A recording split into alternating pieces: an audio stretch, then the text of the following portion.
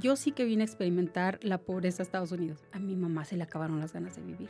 Cuando yo estoy en ese secuestro, yo logro salirme del closet donde estaba. Termino viviendo 5 días en la calle. El día que me informan que mi marido muere, yo estaba en el gimnasio. El golpe más grande que me dio la vida. El negocio no es todo. Lo material no es todo. Tienes que salirle al toro por los cuernos porque había proyecto. Al punto de que no tienes para comer. Es el momento, es el ahora. Hablé con Dios un día y le dije, llévame.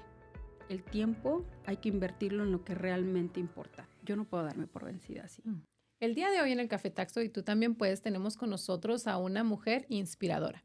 Ella no solamente es empresaria y emprendedora, sino que es un ejemplo de resiliencia. Tenemos con nosotros a Mavi Barraza. Mavi, bienvenida al Café Taxo. Hola, ¿qué tal? Muchísimas gracias, primero que nada, por invitarme. Para mí es un honor estar en este espacio. Y pues gracias. Gracias a ti. Gracias por hacer tiempo y por manejar hasta acá.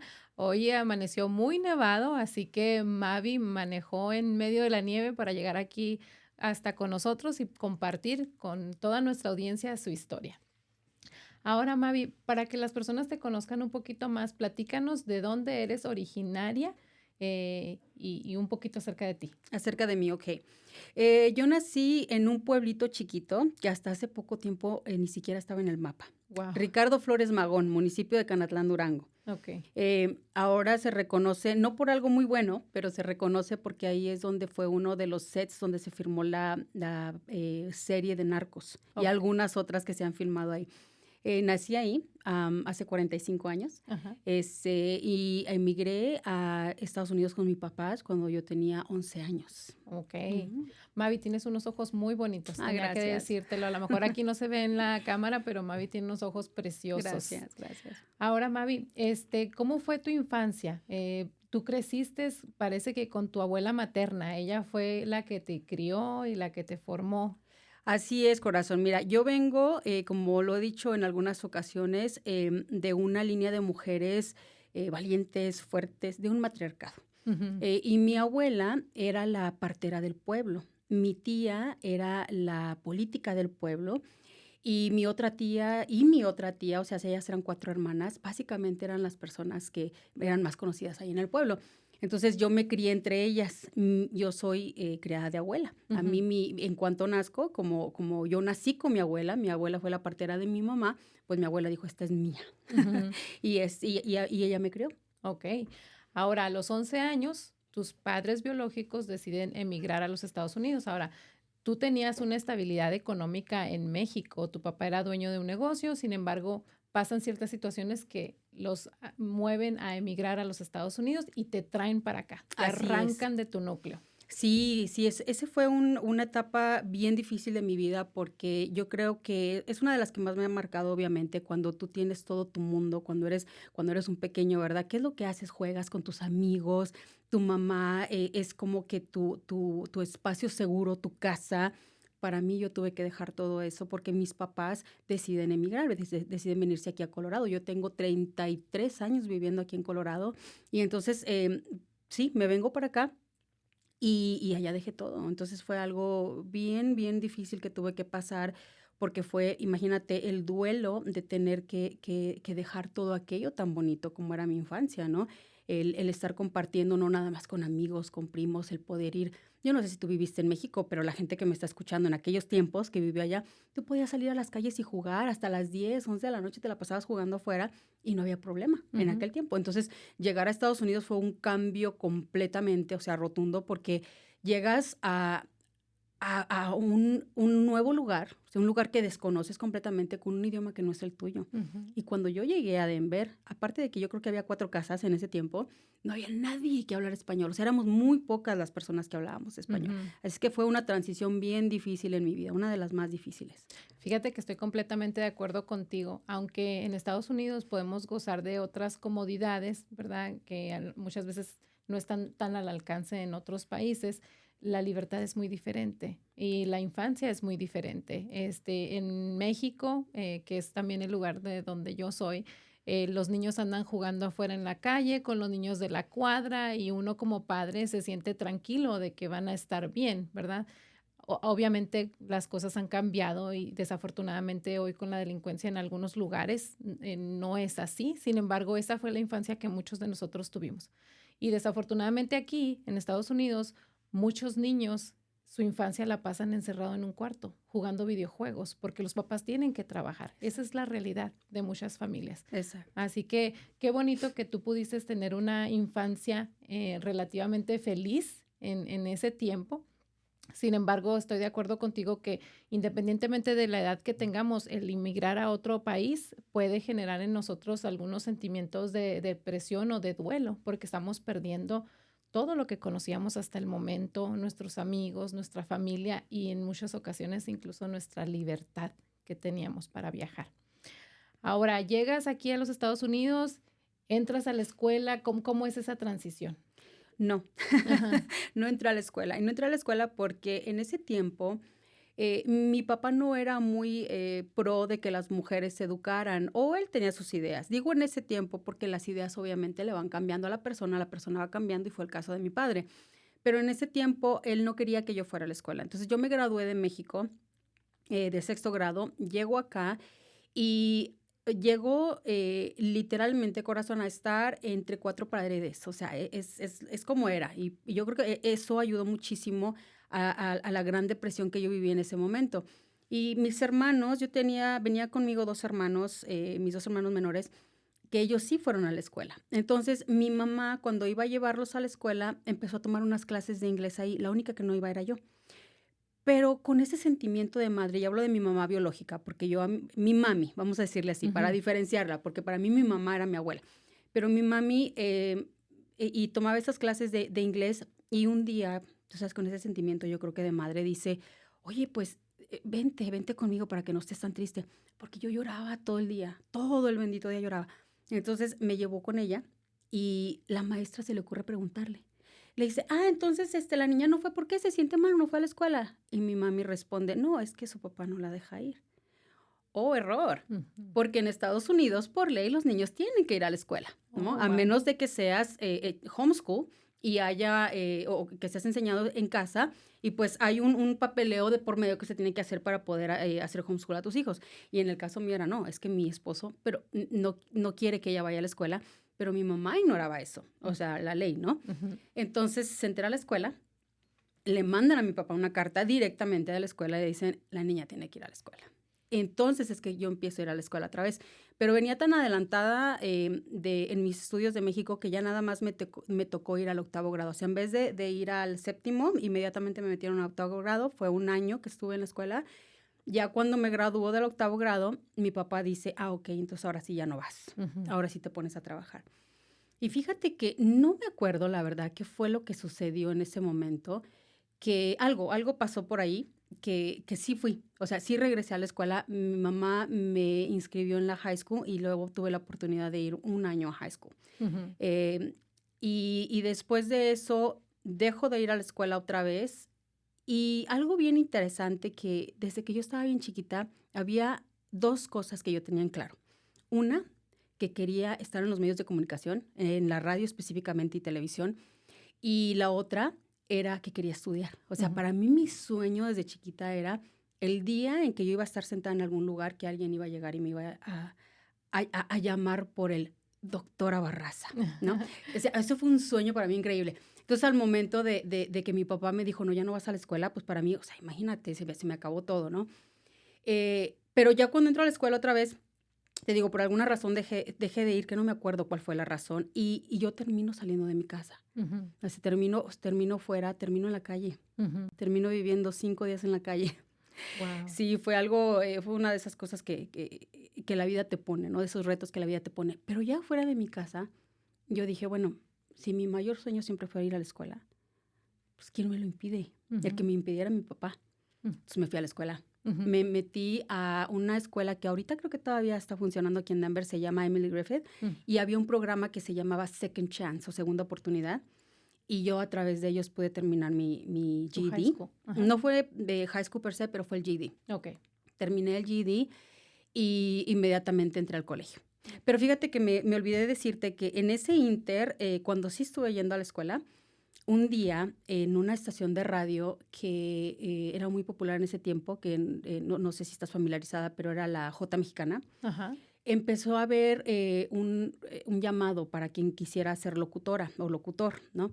Y yo había entrenado ya con el señor Manuel Tarango algunos años. Él era el director de programación de KBNO, la original KBNO Radio de aquellos años. Él me había entrenado algún tiempo con ayuda de la alcahueta de mi mamá, porque mi papá era uno, o sea, tú no puedes hacer nada. Pero mi mamá, como que ella sí, mi mami, como que ella sí me dijo, ¿sabes qué? Yo te ayudo.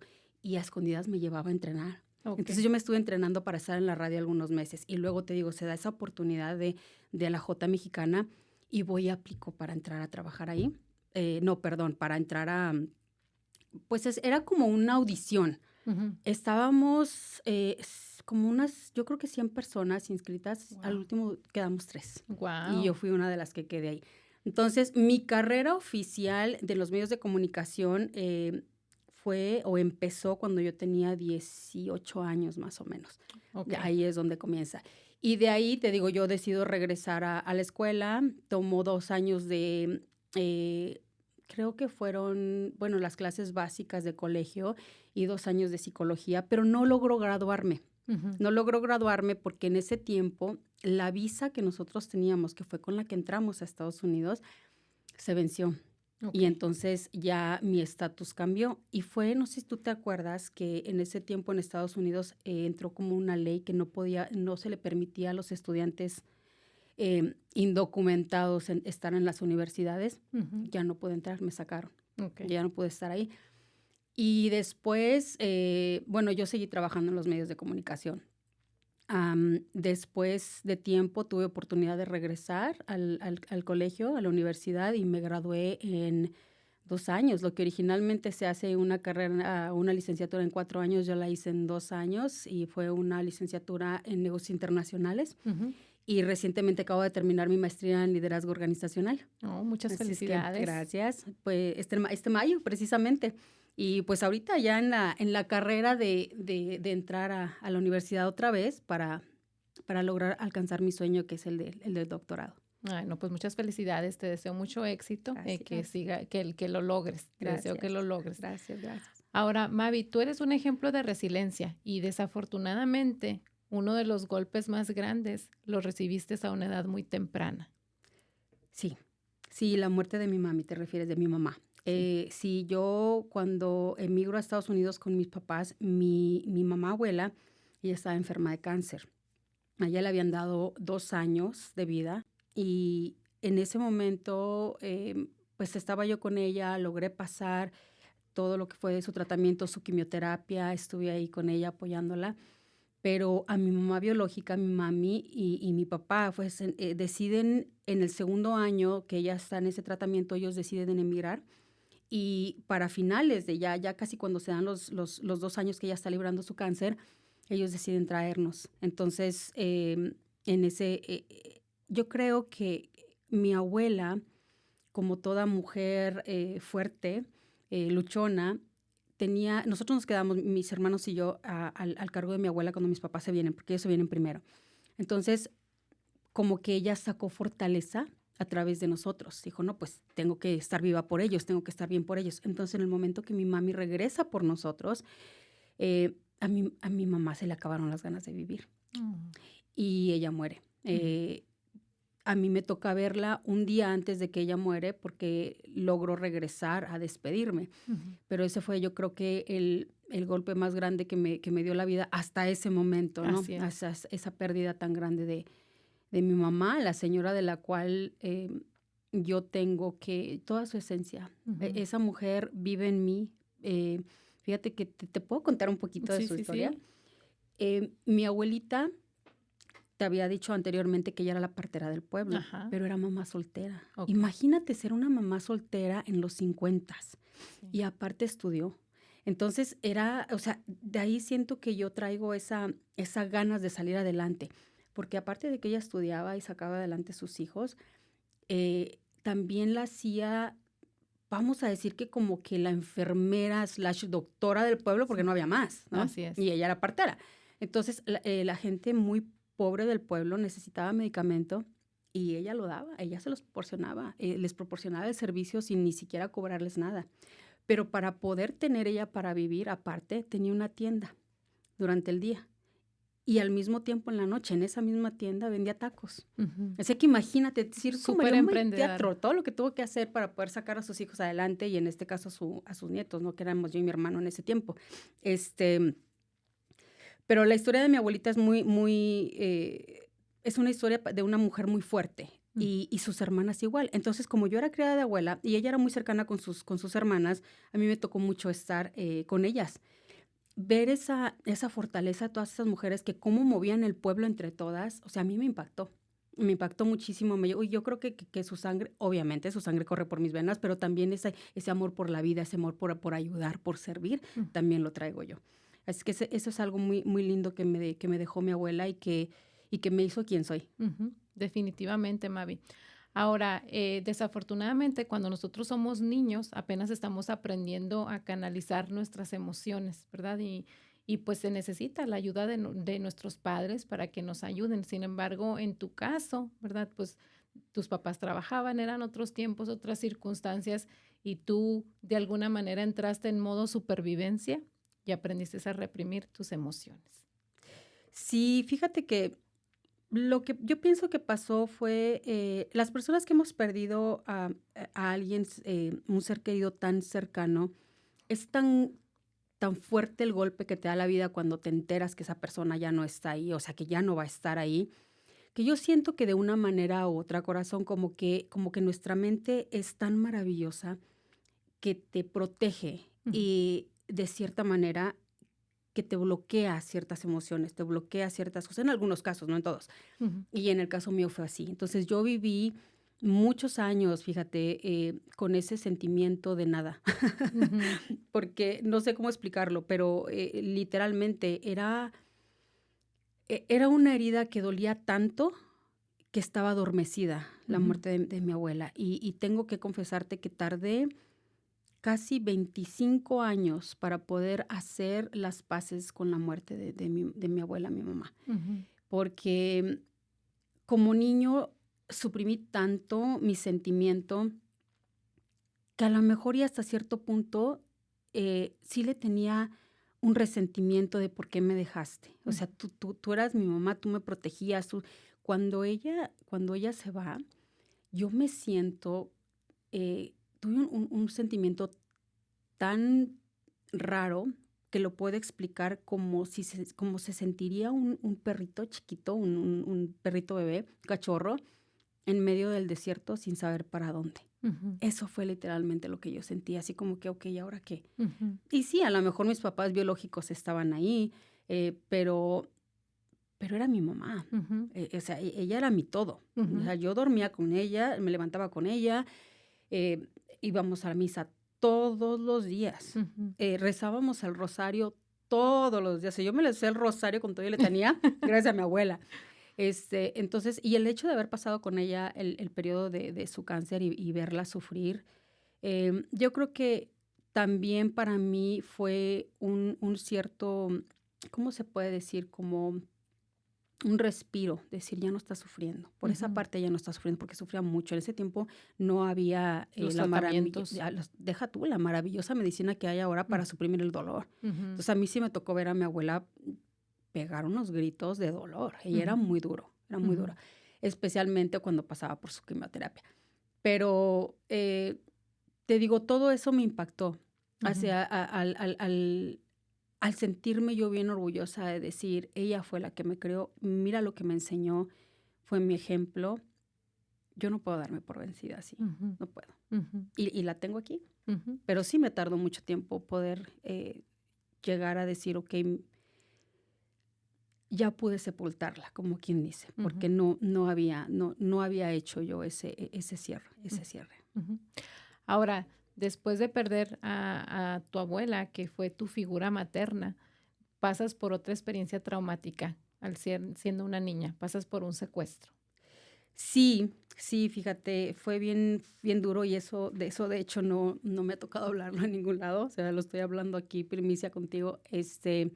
Yo paso por un secuestro cuando tenía 10 años, 11 años, o sea, justo acabadita de llegar. Yo llego acá en septiembre y esto ocurre por ahí en noviembre.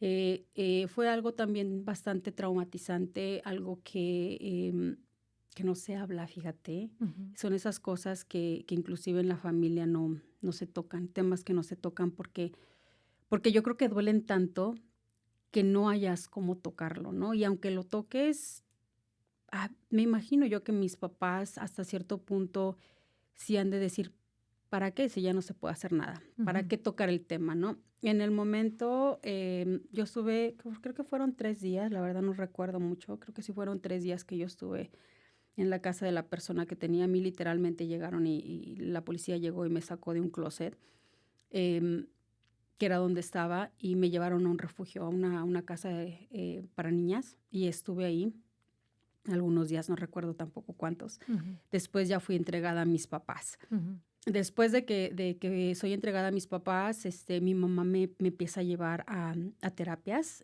No me acuerdo cuánto tiempo después de eso. em, y de ahí se da una bendición muy bonita, porque fíjate que al tiempo mi abuela se pone muy, muy mal. Ella está en México. Fíjate, puedo hacer un espacio aquí, te voy a Sí. hacer un espacio para contarte que el único momento, para que veas lo importante que era mi mamá, mi mamá abuela en mi vida, que cuando yo estoy en ese secuestro, yo logro salirme del closet donde estaba y agarro el teléfono y marqué a México. Le Ujú. marqué a mi abuela. O sea, no le marqué a la policía, no sé si no sabía el número de teléfono de la policía, no me acuerdo. Lo único que me acuerdo es que escuché la voz de mi abuela, pero me dio tanta tristeza, o sea, tanta melancolía, tanto que no pude hablar. Y ella estaba, bueno, bueno, y yo no pude hablar y colgó el teléfono. Y de ahí me dio tanto miedo que regresé al lugar donde estaba porque tenía miedo que esta persona llegara. Ujú.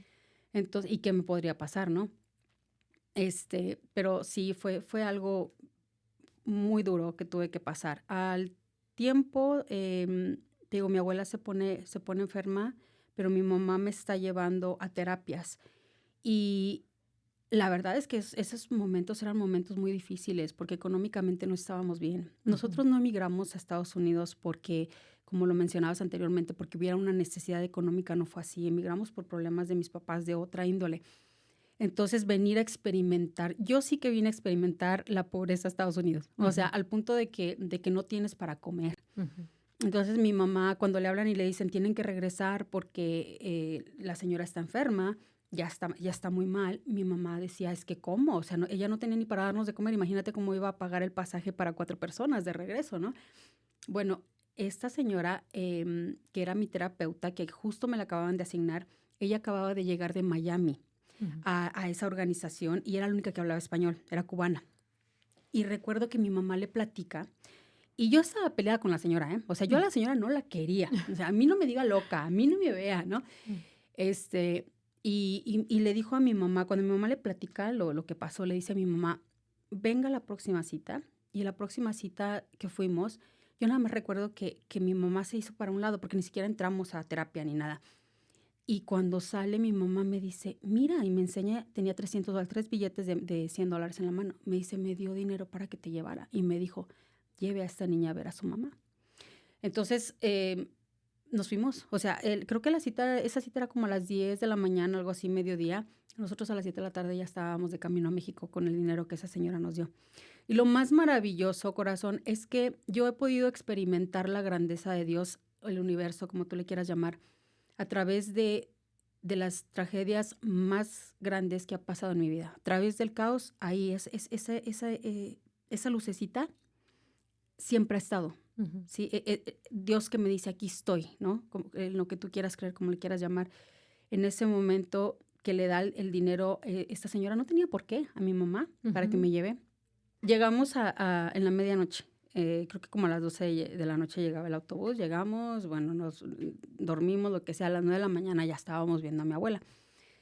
Tengo una imagen bien impactante de mi abuela porque es la última imagen que yo tuve de ella. Mi abuela, te la describo, era una persona.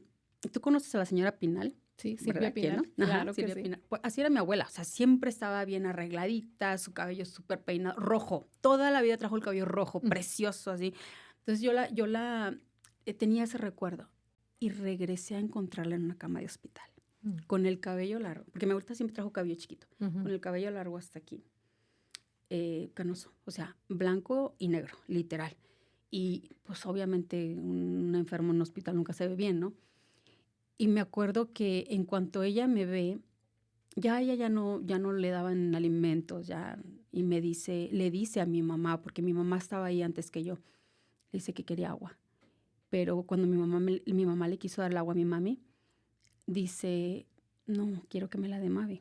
Mm. Entonces yo se la trato de dar, pero tenía tanto miedo de que le fuera a pasar algo, de que no fuera a poder pasar, de que le fuera a dar de más, lo que sea.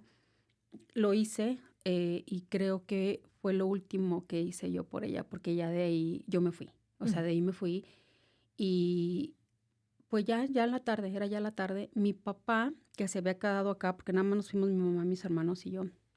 Mi papá, que se había quedado acá, llega a la 1 de la mañana de ese mismo día, se va a ver a mi abuela y al siguiente día en la mañana, cuando yo estoy a punto de salir a verla al hospital, mi papá llega y me dice que mi abuela murió. Mm.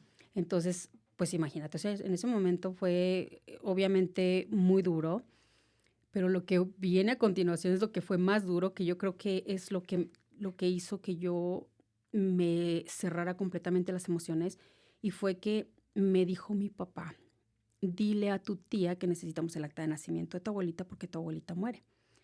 Yo tenía 11 años. Mm. Imagínate yo llegar con mi tía, o sea, hay una señora y decirle, tu mamá se acaba de morir, o sea, lo tuve que hacer. Ujú. Entonces mi tía obviamente, o sea, devastada, comienza a gritar, a llorar, se toma un tiempo, le da lo que mi papá necesitaba, mi papá se va, me quedo yo con ella y me dice, coge la agenda y llámale a todas las personas y dile que tu abuelita murió. Oh my God.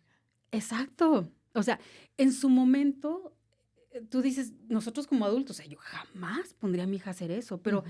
yo creo que estaba mi tía tan metida en su dolor que no se dio cuenta de eso, ¿no? O sea, no se puso a pensar. Y tuve que coger la agenda y imagínate, a tus 10 años, ¿no? Te hablo para decirte que mi abuelita acaba de morir. O sea, y habrá habido yo creo que como unos 100 números en esa agenda, una agenda grande. Entonces, yo creo que ya de tanto decirlo y decir, llegó un momento en el que ya no sentí nada, Ujú. nada. No sé si, creo que eres familiar con esto, pero en México hay una opción de poder velar a tus seres queridos en la casa, ¿no? Ujú. Nosotros somos de un rancho. Yo Ujú. nací en ese ranchito que te digo. Entonces, a mi abuelita se la llevaron para allá. Y me acuerdo que todos los niños íbamos en una van.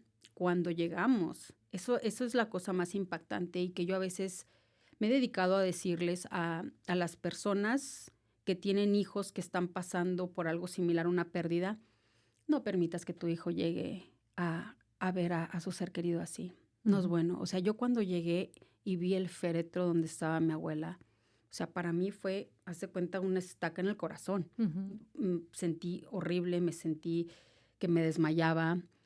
Y de ahí, pues imagínate, fueron 24 horas de estarla viendo, de estar viendo que está ahí.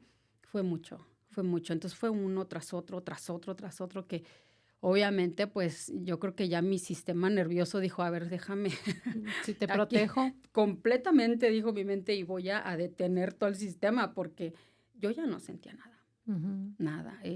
Recuerdo que mi abuela era tan querida que cuando salimos a sepultarla, se hizo una procesión. Pero Ujú. iban cientos de personas, o sea, no eran 100, eran cientos de personas. Todo el rancho se Sí, quedó sí, sí, solo. todas la Ujú, conocían, toda sí. la gente que lo conocía. Y el cementerio estaba en un cerrito. Y pues Ujú. salimos, estábamos caminando. Yo iba en medio de todo el mundo, o Mm. sea, ahí caminando. Llegamos y recuerdo que mis papás empezaron a preguntar por mí. ¿Y dónde está Mavi? Y se empezó a escuchar, y Mavi, Mavi, y de repente Mavi, que estaba allá en la orilla, hasta no sé dónde, me empezaron a pasar en brazos Mm. hasta que llegué a donde estaba el féretro. Y mi papá me dice, despídete.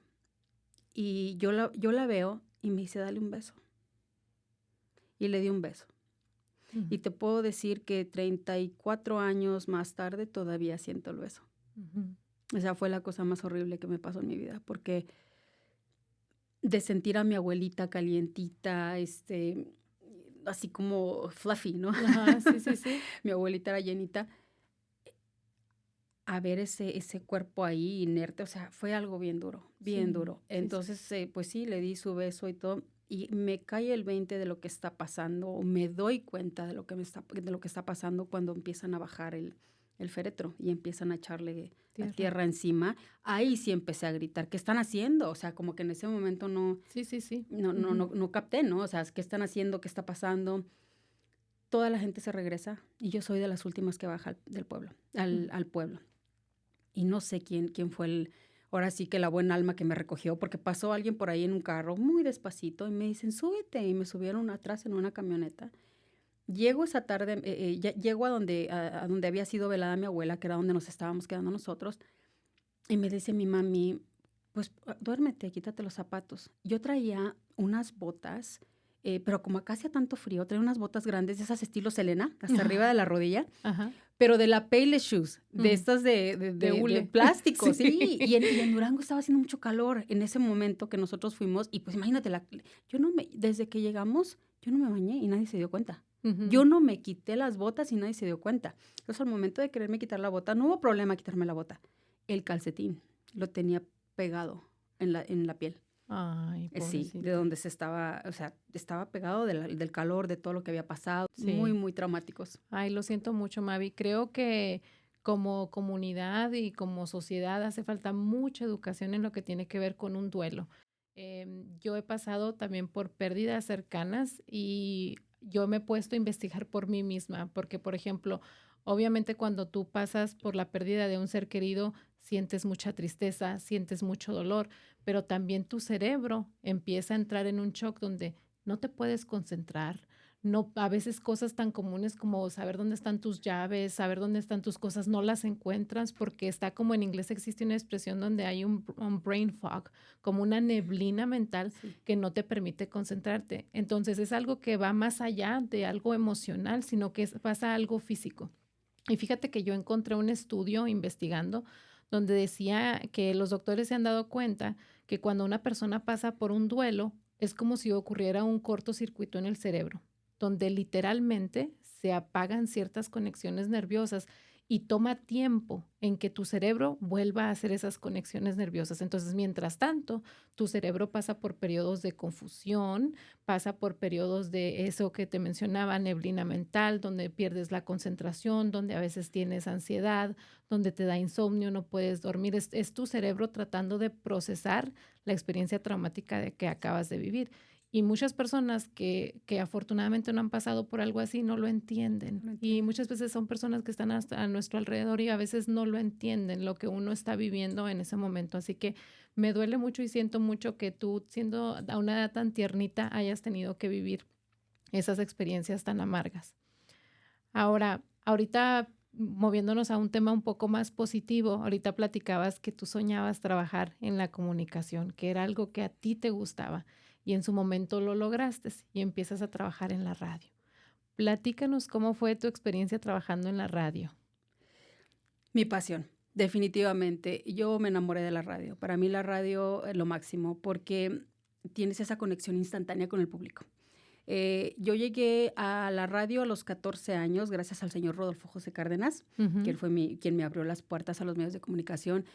Un día, fíjate, de la nada, mi hermano fue a jugar, jugaba con un equipo y el señor allí estaba, el señor de las noticias, así lo conocíamos. No sí. sabíamos cómo se llama, pero el señor de las noticias. Y me dice mi mamá, mira, ahí está el señor mi mami, ahí está el señor de las noticias. Y dice, ve, salúdalo. Y llego yo y le digo, hola, yo soy Mavi, yo quiero ser locutora. Así. Y me da una tarjeta y me dice, llámame. Esto fue el sábado. El lunes le llamé.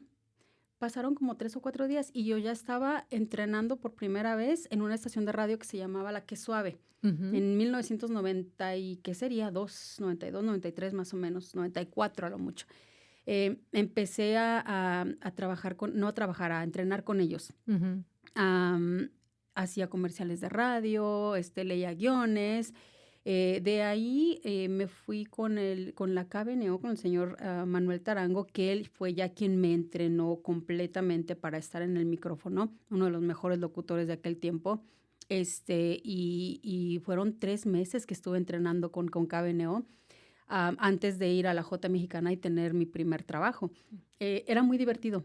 Era muy divertido porque yo empecé trabajando primero como recepcionista en la radio. Ujú, Y luego después se abrió empezaron a dar reportes de tráfico. Entonces ujú. me hice la chica del reporte del tráfico en aquel tiempo, en el programa de la mañana y el programa de la tarde. Y participaba también conduciendo eventos. En aquel tiempo, pues, era como bien común tener conciertos de los gruperos y todo eso era muy, muy divertido. Me gustaba mucho el calor del público, o sea, Ujú. el recibir una llamada y tener ese contacto inmediato. Hice televisión también, pero no fue tan satisfactorio porque, como has de saber, pues grabas lo que sea, el El comercial, el segmento. segmento, el programa, hoy, y hay veces que sale hasta un año después. Ujú, Entonces no existe, yo como que lo sentía muy frío, como que para mí estarle hablando a nada era así como que, y ujú, no me gustó mucho, pero sí hice algunos comerciales, participé en varias campañas del censo, mi voz fue utilizada para la campaña del censo a nivel nacional, he hecho comerciales para marcas grandes de autos, Suzuki, Toyota, PBS, estuve trabajando con PBS hice varias películas mm, como productora. En ujú, una me tocó trabajar, no trabajar, participar creo que eran como 3 o 4 escenas que hice, pero casi siempre me ha gustado mucho trabajar en la producción. ujú, Entonces hice producción, pero siempre seguí en la radio, siempre ujú, seguí en la radio. Me fui a trabajar a una estación de radio en Greeley, que se llamaba La Ley. Ahí fue donde tuve mi primer trabajo como asistente del director de programación, que ujú. básicamente el director de programación es lo más alto que puedes llegar. Bueno, yo tuve así abajito de él cuando tenía 19 años, fíjate, desde Bien entonces. jovencita. Sí, he hecho programas musicales que hice mucho tiempo, pero también hice mucha producción de programas hablados. Lo último que hice fue en radio comercial, fue noticias. Ujú, Me tocó hacer noticias, estuve con la 1150 original, la radio noticias, y tenía uno de los programas, de hecho era el programa más popular en su tiempo en ujú, todo Colorado, que se llamaba Noticias 1150. Empezábamos a las 5 de la mañana, mm, terminamos a las 10 de la mañana, de lunes a sábado, imagínate. ujú. Era producir todo el programa, era hablar 5 horas diarias, y fue muy bonito. Después me moví a los medios religiosos. Me Ujú. fui a trabajar para la Arquidiócesis de Denver y empezamos a hacer un podcast y empezamos a hacer también radio, pero para católicos, para la Okey, Iglesia Católica. okey.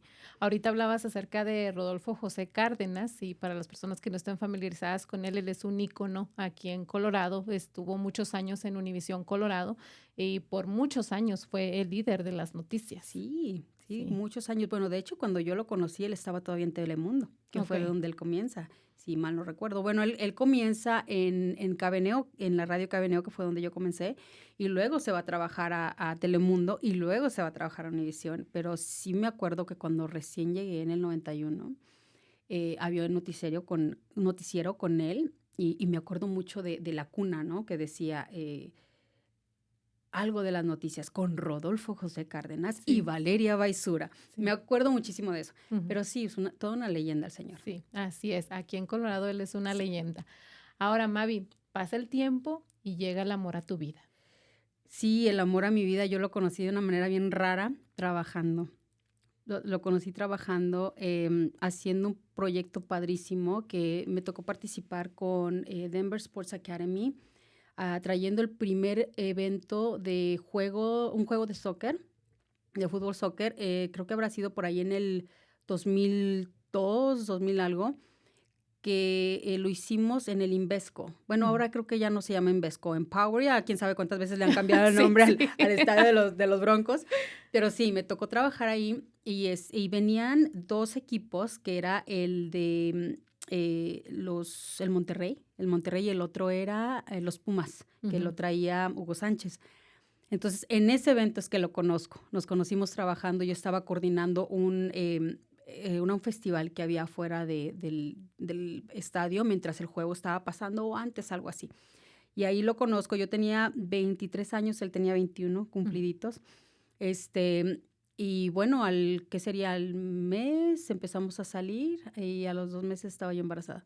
Ah, y forman una familia. Formamos una familia, sí, formamos una familia, nos casamos y estuvimos casados 19 años. Ujú. Fue una relación muy bonita, ups and downs, como todas Los los matrimonios, claro. matrimonios. Tenemos 3 hijas, 2 de él y una de mi primer matrimonio, que él adoptó como si fuera de él. Yo creo que una de las cosas que yo tengo que destacarle a ese hombre es el gran amor que él tuvo para mi hija, que él la adoptó, o sea, él dijo: "Ella es mía", Ujú, y me la trató siempre como si fuera de él. De hecho, era de él, él la decía, ¿no? Él la adoptó cuando ella tenía 6 años ujú, y tuvieron una relación muy bonita. La relación de ellos 2 era bien fuerte, ¿no? ujú. Y de ahí, bueno, nacieron las 2 que son de él y mías. Y nos la pasamos muy bien, como familia fue algo muy bonito, hicimos muchas cosas juntos, yo creo que cosas que no me imagino hacer con nadie más. Ujú. Una persona maravillosa, un papá.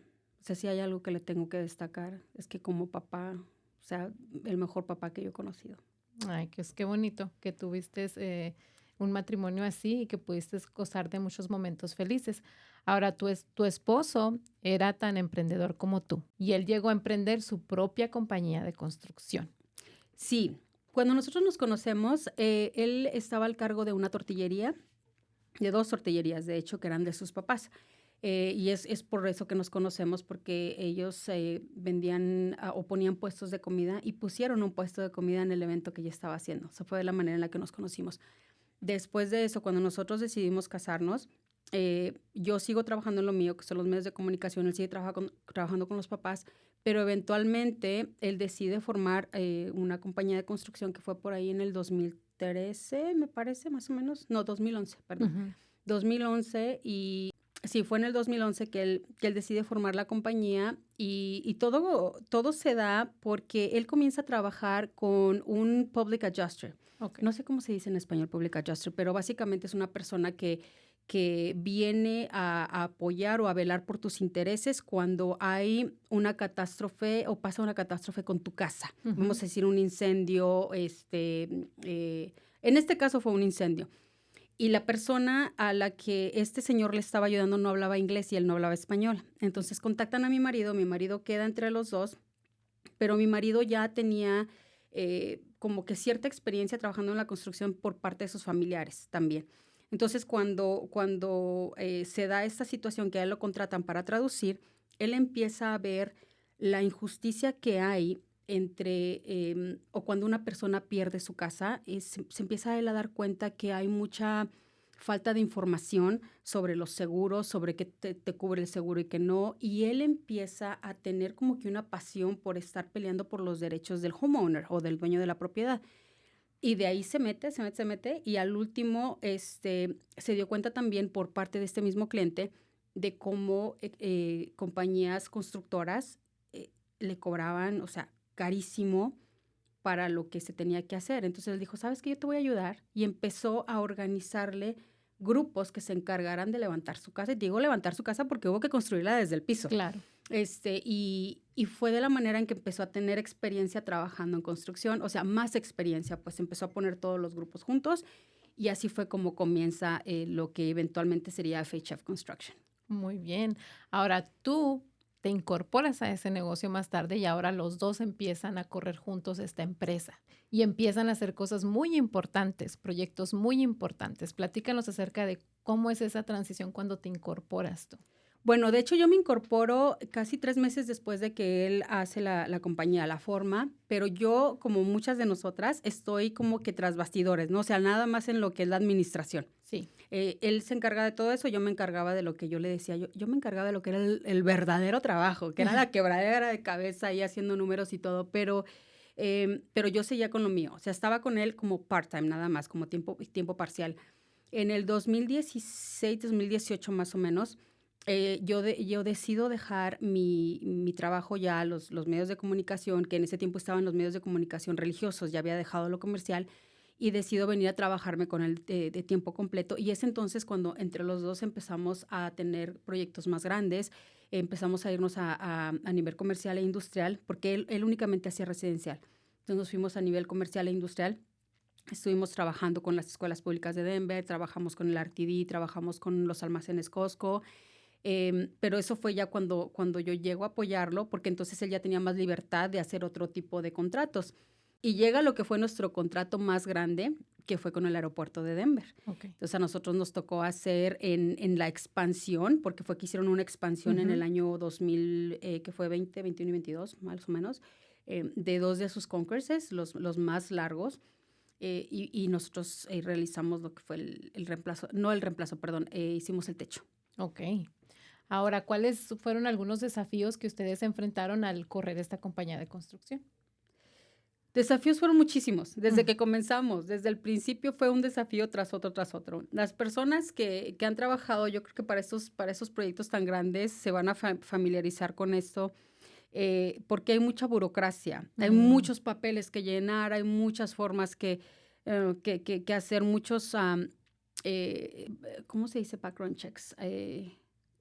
Récords criminales. Hay que pasar récords criminales, no nada, obviamente no nada más tuyos, de todos los empleados, Así de cada es. uno de ellos. Entonces, mira, yo creo que lo primero, el primer desafío fue que cuando nosotros nos invitan a trabajar a este proyecto, no entramos solos, nosotros entramos con una compañía canadiense. La compañía canadiense llega con nosotros, nos ofrece el trabajo y mi marido acepta. Pero antes de ofrecernos el trabajo como partnership, le dicen a mi marido abiertamente, necesitamos tu certificación. Nosotros como compañía tenemos una certificación de Woman Owned, o ¿cómo se dice en español la Sí, certificación? una propietaria mujer. De propietaria de mujer, minoría, y que es una certificación que se requiere para ciertos trabajos con ya sea el Estado o a nivel federal. Entonces nosotros la teníamos. Entonces esta compañía de canadienses llega y literalmente le dice, necesito tu certificación. Entonces mi marido viene y me dice, Mavi, me dijeron que necesitan la certificación. Y yo así como que, ok, o sea, no se me hace del todo legal, pero ¿qué les respondes? Me dice, pues que no, porque yo había sido la que hizo todo el trámite y de hecho, pues la certificación no la dieron por mí. Entonces dice, no, porque la certificación es tuya. Yo les dije que no. A los días le llaman y dicen, no, es que no entendiste. Queremos hacer un partnership contigo. Queremos que entre los dos vayamos y hagamos este proyecto. Entonces, ganamos el proyecto, para no hacerte el cuento tan largo. Y el día que ganamos el proyecto, porque nosotros tuvimos que firmar, obviamente, todas las formas, cuando ellos ganan el proyecto, le dice mi marido, pues, necesito una carta de lo que acabo de firmar. Oh, sí, luego te lo mando. Y ese luego te lo mando nunca llegó. Para marzo se empezaba el proyecto y en marzo nos dice la compañía, le dice a mi marido, yo tengo que ir a México a una boda y me voy a ir 15 días. Necesito saber qué es lo que se va a hacer. No te preocupes, tú vete, no hay problema. Bueno, llega el momento en el que nosotros nos vamos, les vuelve a hablar, le vuelven a repetir lo mismo.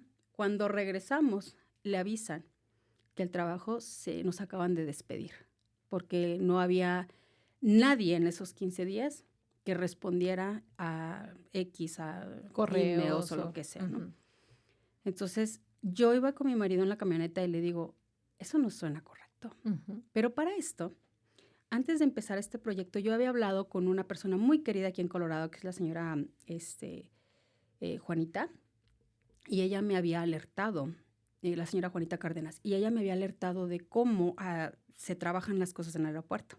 Me había dicho, ten mucho cuidado, porque pueden pasar ciertas cosas. Ella tiene algunos clientes que les pasaron ciertas cosas. Bueno, pues ya con esa mentalidad, yo dije, espérame, aquí no hay algo, o sea, algo está pasando. Entonces le dije, ok, dile que está bien, que te lo mande por escrito.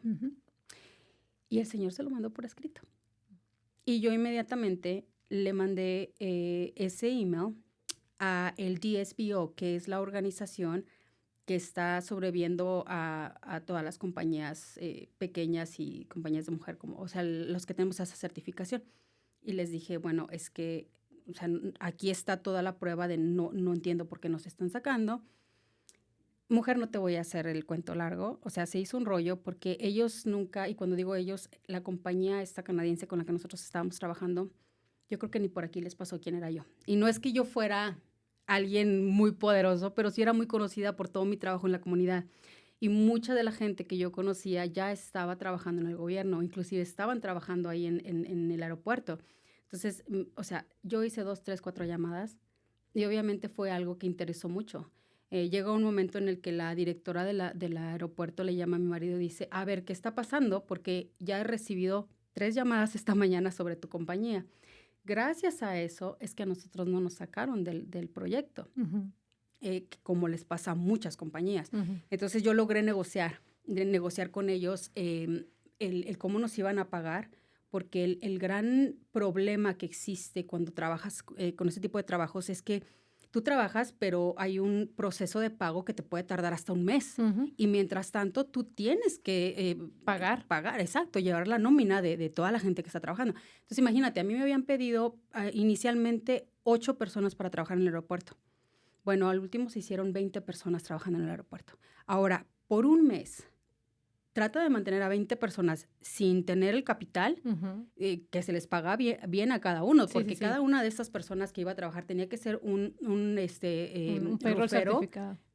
Ajá, aparte de eso, tenía que haber pasado sus pruebas de De droga. drogas, exacto, del récord criminal, o sea, no era fácil. Ujú. Y bueno, todo eso era mantenerlos.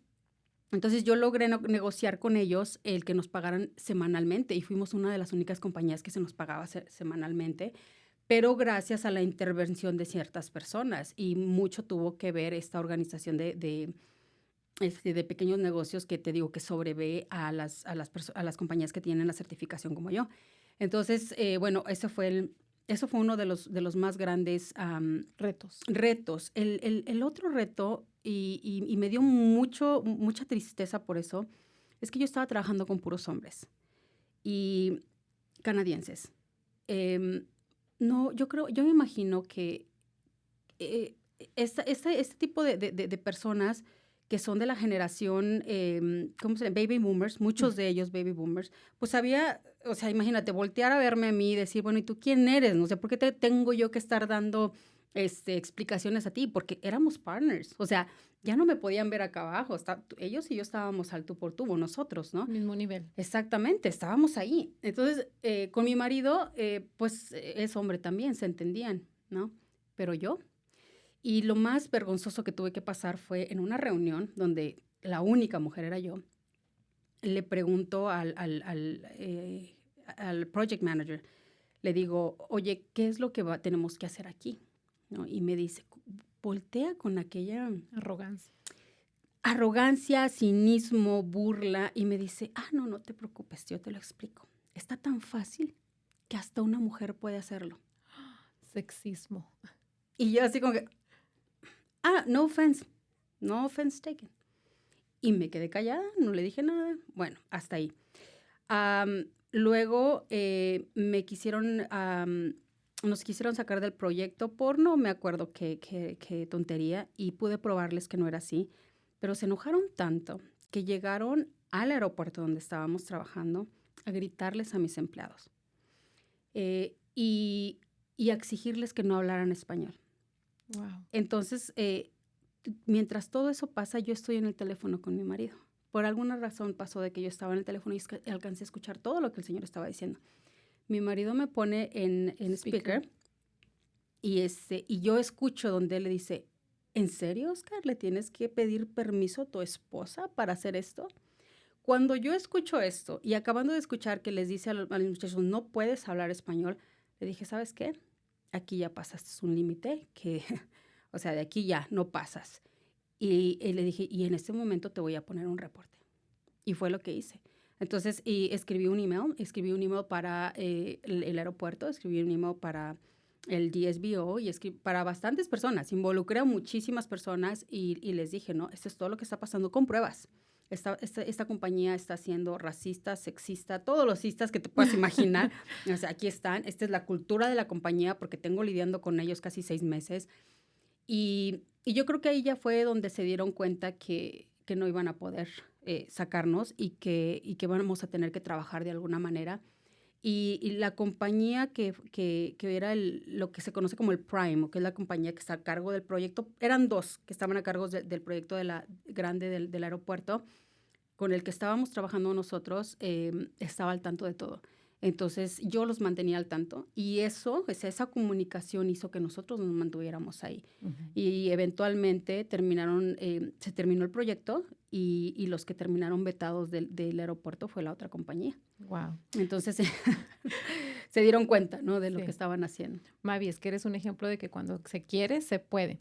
Ahora, voy a hablar un poquito acerca del tema que tocaste de la burocracia, porque muchas personas no están familiarizados con cómo corre el agua en este tipo de contratos. Pero básicamente, cuando se trata de contratos millonarios, muchas veces entre los mismos ricos se pasan el pastel a los otros ricos. Sin embargo, el gobierno ha establecido ciertas regulaciones donde estos contratos millonarios por fuerza tienen que darle un porcentaje a los pequeños negocios. Y es entonces donde hacen que compañías de pequeños negocios, muchas veces que son women owned o que son mujeres propietarias, hispanos o algún tipo de minoría, toman esta certificación donde demuestran que ellos no son parte del gremio de los millonarios y esto es un papeleo que se tiene que hacer para que ellos puedan calificar para entrar a esos proyectos, pero digamos que la mayoría del proyecto está a cargo del contratista millonario y entonces una partecita, un porcentaje lo tiene que pasar a estas compañías pequeñas. Entonces, sí hay mucha burocracia y hay mucha discriminación, desafortunadamente, pero tienen que seguir la ley. Entonces, muchas veces por la ley, a veces no se salen con la suya y qué bueno que en este caso, en tu caso, no te sacaron del proyecto. Sí, sabes que el CEO de la otra compañía, hasta eso, ¿no? Fue muy ignorante porque a él se le salió decir que eso era lo que ellos hacían en otros estados, Ujú. ¿sí? Y sabes que por una conversación que tuve que él la hizo a su manera, yo aprendí a que cada reunión que llegábamos les decía, voy a grabar. Entonces Ujú. grababa toda la conversación. Entonces Mm. ya cualquier cosa que decía, no, es que eso no es así. Bueno, en tal minuto de esta grabación, aquí te lo mando, aquí Ujú. lo dijiste. Tuve que hacerlo. O Ujú. sea, era de que ahí es de que defiéndete como puedas, porque si no vas a salir y vas a salir mal. Y no, gracias a Dios todo salió muy bien. Te digo, tuvimos bastante apoyo por parte de organizaciones que sí nos apoyaron, organizaciones gubernamentales que también nos apoyaron y que pudieron ver y pudimos probar gracias a que yo creo que soy como muy detallista. Entonces Ujú. tengo muchos detallitos, me acuerdo de muchas cosas. En ese punto soy muy organizada, entonces pude probar muchas cosas que la otra compañía estaba tratando de hacer para deliberadamente sacarnos del proyecto. Mm. Porque una compañía grande, como tú lo dices, cuando estas compañías millonarias llegan y apuestan, para ellos, como le explicaste, poder apostar, tienen que tener un negocio pequeño o certificado. Y cuando ya están adentro del proyecto, si la compañía pequeña por una u otra razón no dio el ancho, ellos la pueden sacar. Ujú. Y entonces, ¿qué es lo que pasa? Ese 1 o 2 millones, que realmente en comparación a lo que la compañía grande se va a llevar es nada, Exacto. todavía lo quieren. Entonces te Ujú. dicen, no, ¿sabes qué? No, No ya pudo, no ya pudo. con ese Exacto, pretexto me lo quedo. exacto. Y sí me acuerdo que en varios momentos llegó mi marido y me dijo, Mavi, ya no puedo más. O sea, es horrible. Esa era ataque contra ataque. Era todos los días llegar, o sea, de ver qué nuevo hay, ¿no? Ujú. Y fíjate que me acuerdo mucho que le dije, en un momento le dije, amor, prefiero que, ¿cómo decía? Creo que me parece que era un caudillo mexicano que decía, es mejor morir de rodillas. ¿Cómo es que va morir de pie que vivir de rodillas, algo así? Es Ujú. mejor vivir de pie que morir bueno, total. Yo decía, la compañía somos tú y yo. Ujú. O sea, llega a pasar algo, porque sí me decía mi marido, Mavi, es que si llega a pasar algo, ¿qué va a pasar? O sea, la compañía somos tú y yo. ¿Nos van a demandar? ¿Por qué? O sea, no hay por qué, pero, ok, volvemos a Ujú. empezar. Ujú. Y fíjate que es muy triste, Mavi, porque en realidad detrás de toda esa presión está la Sí, ambición por el sí. dinero. Y eso es muy triste.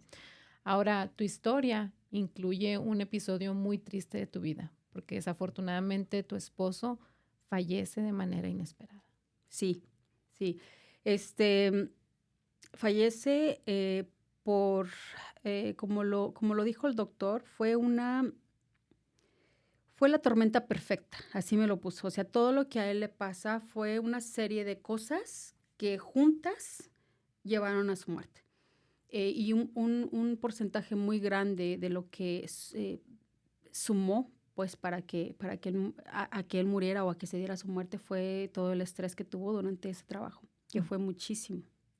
Y sí, desafortunadamente de un día para otro, pues, ya no está. ujú. Ahora, yo escuché tu testimonio en una conferencia a la que asistimos juntas y platicaste es que un día en la mañana él salió a trabajar, parece que tuviste una llamada con él. Platícanos. Bueno, de hecho, tuvimos una plática, y en esa plática él me dice se sentía como muy desesperado, y estábamos platicando, y de repente se levanta y me dice: me tengo que ir", o sea, tenía como no podía estar tranquilo, y ya tenía varios días que tenía eso, que no podía estar tranquilo, y en ese momento se levanta, me acuerdo que me da un beso aquí, y me dice: "Bueno, me voy", y yo, ¿cuál era la prisa, no? Pero se da la vuelta, porque estábamos platicando en el carro, se da la vuelta, se pone enfrente de mí, y el último recuerdo que tengo de él es que abrió sus manos, volteó hacia el cielo y dijo: "No puedo creer que esto sea todo". Pues, cuando dice así, yo, en ese momento entendí lo que dijo, pero no. Volteé y lo vi y le dije: "¿Qué te pasa? O sea, tienes toda una vida por delante, ¿cómo que esto es todo?".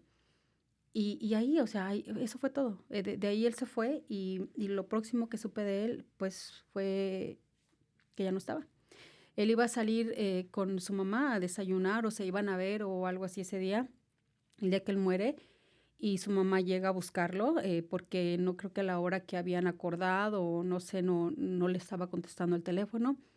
Y cuando la mamá llega a la casa que nosotros estábamos, remodelando, porque también estábamos en eso de remodelar propiedades, En esos proyectos. ujú, llega y lo encuentra ya tirado en el piso, pero ya tenía, algún tiempo que él ya había muerto. Entonces, yo estaba en el gimnasio esa mañana cuando me llaman, para avisarme que él había muerto.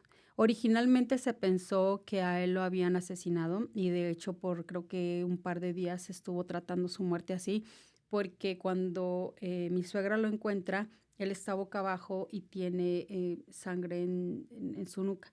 Pero después me explicaron que al momento en el que él cae, o sea, el golpe es lo que ocasiona eso.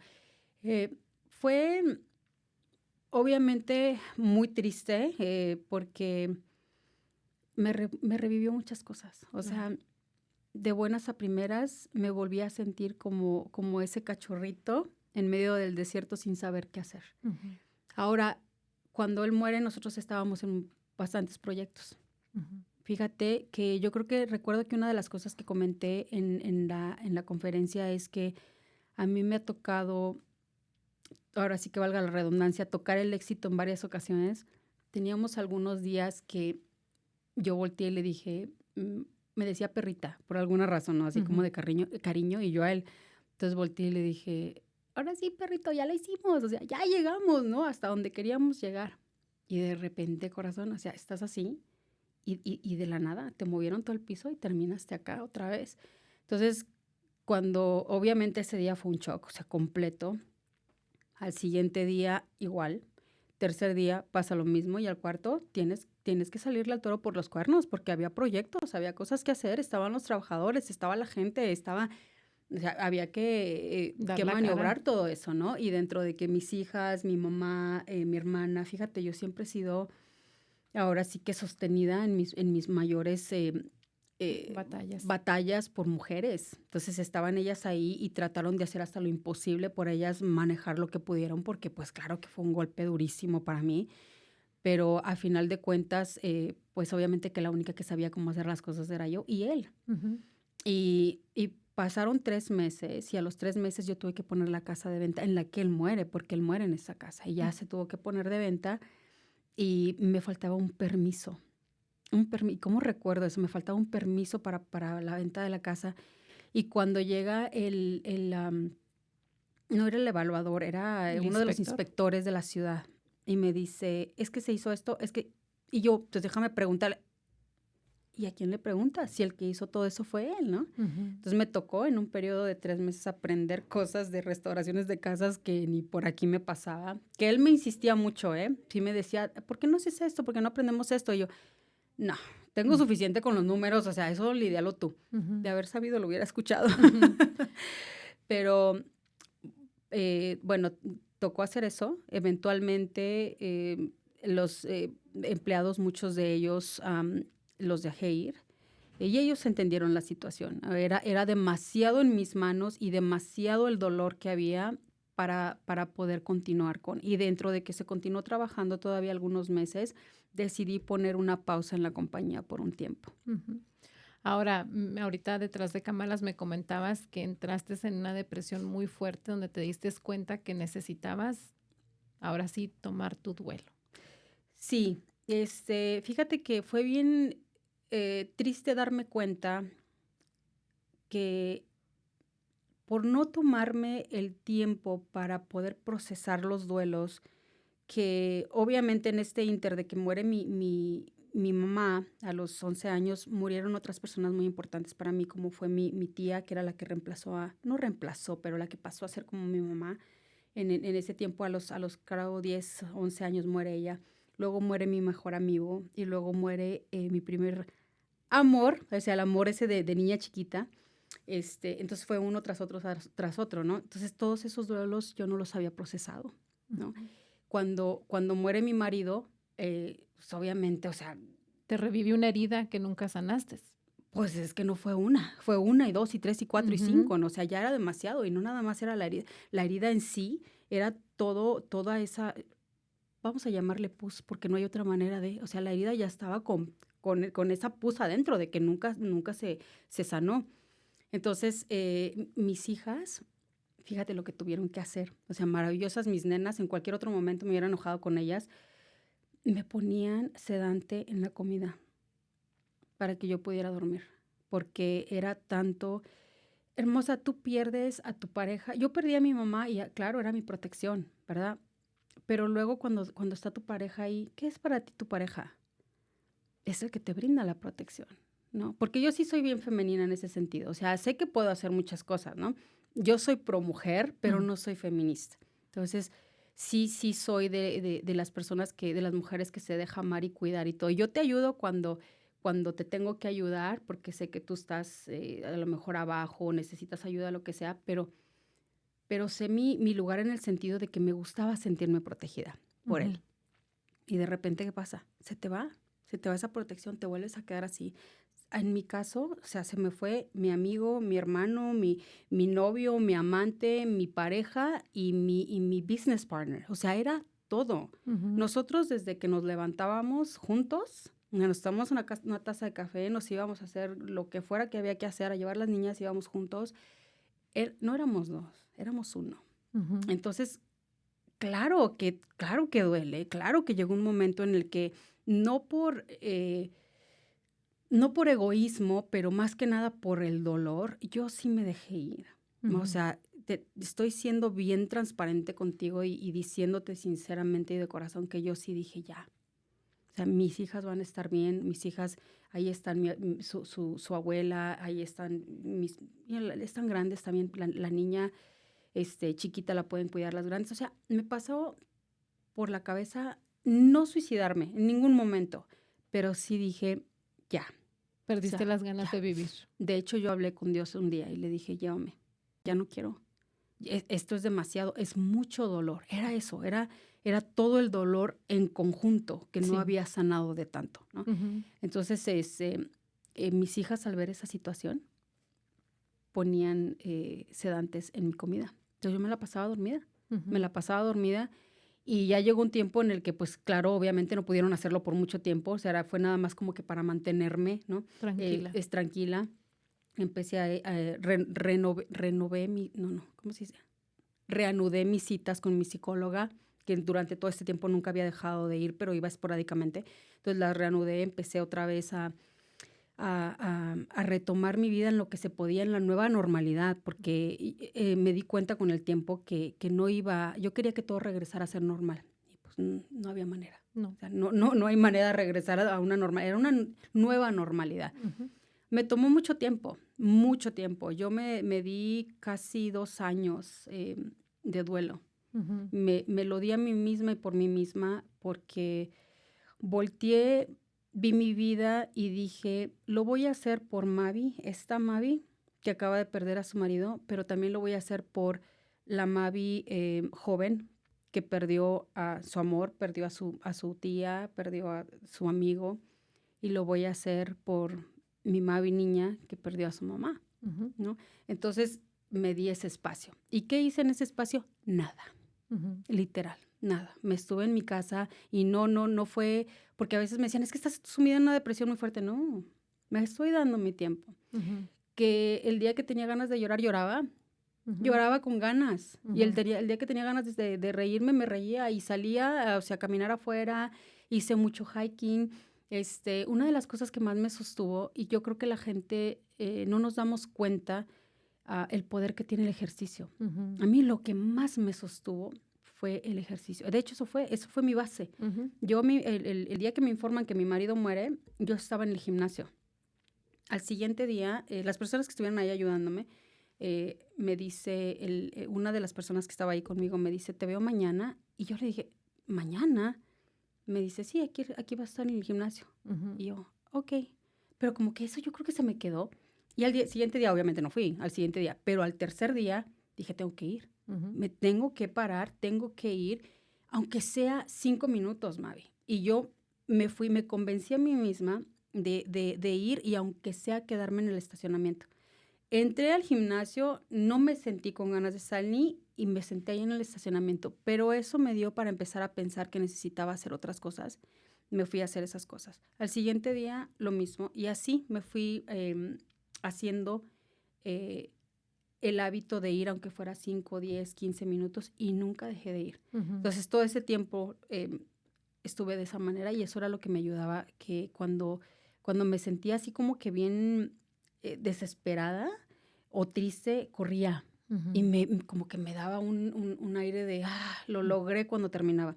Y cuando estaba enojada, me ponía a levantar pesas. Y mientras más enojo tenía, más pesada la pesa, ¿no? ujú, Y eso fue lo que me mantuvo. ujú. Pero fueron 2 años que me la pasé leyendo, me la pasé con mi hija, porque mi hija pues también había que darle mucho soporte, mucho apoyo, y con las niñas grandes. Ujú. Ahorita hablábamos acerca de cómo el duelo no es algo solamente emocional, sino que también tiene un impacto físico en nuestra salud mental, ¿verdad? Literalmente hablando, nuestro cerebro está pasando por un choque emocional y va a tomar tiempo para que tu cerebro vuelva a adaptarse a lo, como mencionabas ahorita, a la nueva normalidad, ¿sí? Ahora, el duelo tiene muchas etapas. El duelo tiene etapas de tristeza, de enojo, ¿verdad? Hay días que a lo mejor tú puedes que sí te sientes muy bien, pero hay días que no te vas a sentir bien y es parte de. Pero fíjate, Mavi, a veces como seres humanos somos muy buenos para sentir compasión por los demás, pero somos muy malos para sentir compasión por nosotros mismos.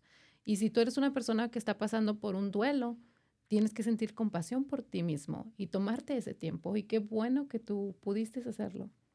Sabes que yo creo que nos cuesta más a las personas que como es en tu caso y en mi caso, como que fuimos muy independientes, como que fuimos forzadas a ser independientes y tú eres el bastón, ¿no? O sea, tú Ujú, eres esa fortaleza de tu casa. Entonces dices, ¿cómo me van a ver triste? ¿Cómo me ujú, van a ver así? Pero también, si nosotros no enseñamos esa parte vulnerable de nosotros a las personas que nos rodean, es algo que se va a ir pasando, ¿no? De generación en generación. Entonces, yo sí es algo que aprendí, fue a decir, el día de hoy me siento triste, mami necesita un abrazo. ujú, Y yo les abro, ay, mami necesita un abrazo, y vienen y me abrazan. Fíjate que otra de las cosas que me mantuvo corazón fue mis ujú, sobrinos y mi hija, que son de la misma edad. ujú, En ese tiempo tenían 7. Ellos me veían que me levantaba yo de la cama y corrían y me abrazaban, o veían que estaba triste y corrían y me abrazaban. Entonces, yo creo que el ser vulnerable con las personas que están a tu alrededor, el decirles cómo te sientes, te ayuda a ti en el momento, pero también les está dejando una lección a ellos, a decir, ¿sabes qué? Está bien sentirte mal. ujú. Está bien que el día de hoy no te quieras levantar. Está bien que el día de hoy te sientas triste, especialmente cuando pasas por algo tan traumatizante así como eso. Sí, y no tienes por qué sentirte avergonzado de los sentimientos. Y a veces también por la cultura, ¿verdad? A veces también en el caso de los hombres, pobres hombres, de que los hombres no deben de llorar, ¿verdad? Entonces todo eso a veces te llega a afectar en tu salud mental.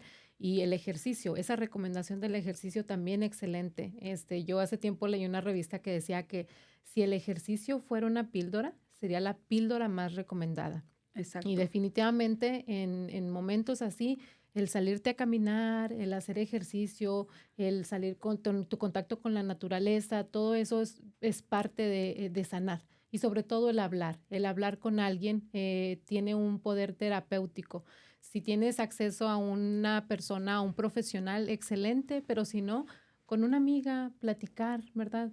El hablar acerca de tu ser querido, las experiencias, todo eso va produciendo un efecto que te ayuda a volverte, a poder adaptarte pues a la nueva realidad, ¿verdad? Y pues aceptar. Que yo creo que es lo más duro, ¿eh? El aceptarte el aceptar esa nueva realidad, el aceptar que las cosas no van a volver a ser como antes, que nada va a volver a ser como antes. Ujú, El primer año fue caótico, o sea, en shock. Todavía ujú, estaba en shock. El segundo año fue horrible porque ya empiezas a darte cuenta de lo que pasó, ya empiezas a como que a estar consciente de que esa persona ya no va a regresar. ujú, Estamos entrando en el tercer año y mi hija, la chiquita, me dice, mami, yo como que me está empezando a doler. ¿Qué pasó, mami? O sea, todo este tiempo no me acuerdo qué pasa. Entonces me recuerda mucho a mí cuando yo estaba chiquita que perdí a mi mamá. Entonces, fíjate, una de las cosas que hasta ahí te digo, en serio que Dios, el universo, como le quieras llamar, ha sido tan grande conmigo que digo, en base a esa experiencia, yo me pude sentar con mi hija y decirle, mami, yo pasé esto. Para mí no fue mi papá, pero fue mi mamá de crianza y me dolió mucho y yo pasé así, así, así. Mi hija lloraba incansablemente porque me decía que a veces que ella no sentía nada. Mami, no siento, sí, mi amor, y se siente horrible no sentir, porque literal no sientes nada. ujú, Entonces me decía, es que yo cómo sé que estoy viva porque no estoy sintiendo, no, sí estás, pero mm, es que tu mente es tan maravillosa que te está protegiendo.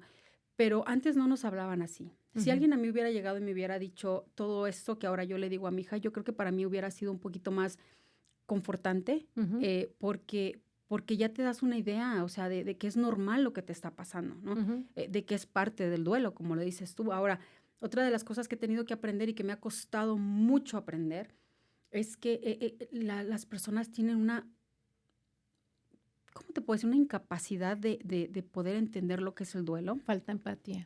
Completamente, porque no han pasado por ahí. Y qué bueno, qué bueno. O sea, yo cuando hay alguien que no, que me contesta o me dice algo que la verdad no tiene nada que ver con el duelo, digo, qué bueno que pienses así. Ujú, Qué bueno para ti, porque significa que tú no has pasado por una pérdida. Y yo nunca le voy a desear una pérdida a nadie, nunca, obviamente, nunca. claro.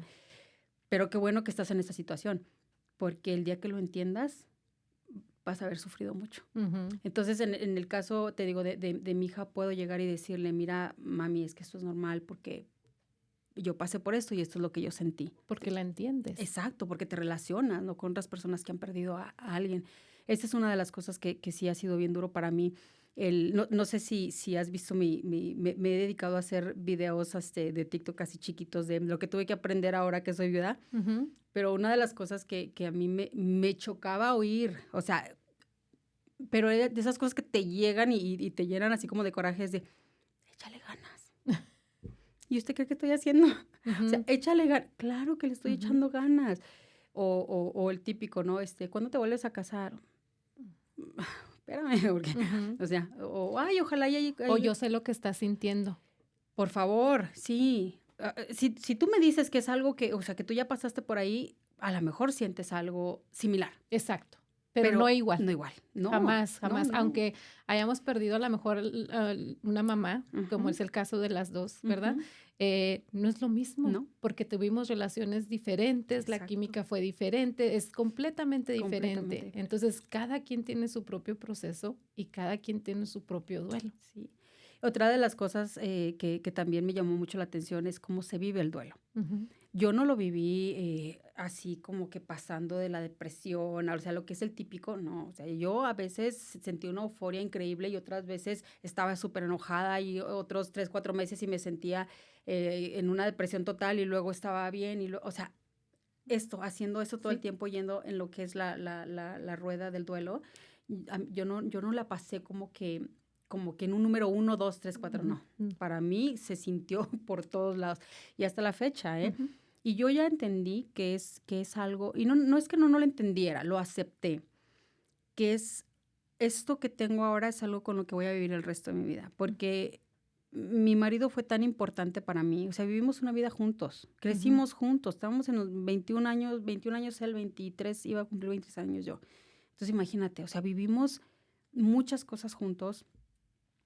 Inclusive, si yo llegara un momento en el que me volviera a abrir a una pareja, al amor o lo que sea, esta persona que llegue tiene que saber que yo amo a mi marido.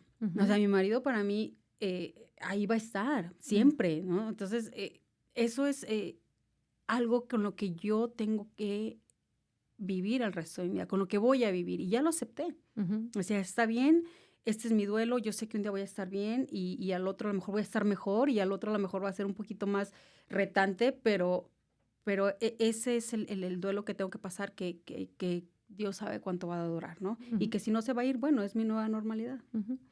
Ahora, cuando pasas por pérdidas tan duras y eres dueña de un negocio que tienes bastante responsabilidad, digamos que tocas fondo y como que vuelves a poner tu vida en perspectiva y a darte cuenta que es realmente lo más importante y uno aprende.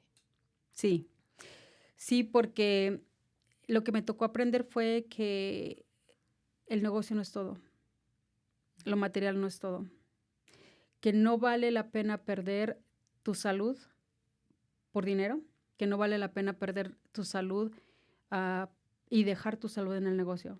Ujú, No vale, no vale, porque mira, una de las cosas yo creo que mi marido más peleaba, como te había comentado fuera de cámara, su celular, ¿no? ujú, No me puedo separar de él porque qué tal que llama a alguien, qué tal que pasa esto, todo. Cuando él muere, el celular duró mucho tiempo ahí botado. Las cosas que con tanto sacrificio, entre comillas, ¿no? O como se dice comúnmente, fuimos adquiriendo poco a poco, ahí se quedaron, olvidadas. ujú, O sea, cosa que tú decías es que cosas que eran muy importantes en ese momento. Las prioridades cambian. Ya cuando una persona así se va de tu vida, dices, vuelves a reacomodar esas prioridades. Ahorita mi prioridad, mi hija. O sea, yo tengo que estar bien en primer lugar. Yo tengo que estar bien para poder darle esa seguridad a mi hija. Porque si a mí me llega a pasar algo, imagínate, mi nena ya no tiene papá. Entonces, si a mí me llega a pasar algo, se va a quedar solita. ujú, Entonces, yo tengo que cuidarme yo para poder cuidar a mi hija. Y si eso implica trabajar de una manera diferente, lo voy a hacer. O ujú, sea, a lo mejor si llegan y me vuelven a ofrecer así proyectos grandes, igual y los acepto, pero ya de una manera diferente, ya desde una perspectiva diferente y siempre sabiendo que ah, lo que más importa son las personas que tienes en el momento que te importan, es el momento, es el ahora, porque tú no sabes qué va a pasar mañana, ujú, ¿no? Entonces, por más que yo quiera estar ahorita, echándole todos los kilos porque mañana me quiero ir de vacaciones, ni siquiera sabemos si mañana vamos a llegar a esas vacaciones de mañana. Vive el momento, vive el ahora, vive el hoy. Mi marido murió aproximadamente, o cuando lo encuentran, era a las 8:30 de la mañana. Él tenía una cita a las 10 de la mañana, que nunca llegó. Él iba a cortarse el pelo, creo que 4 o 5 horas después, a cita que nunca llegó.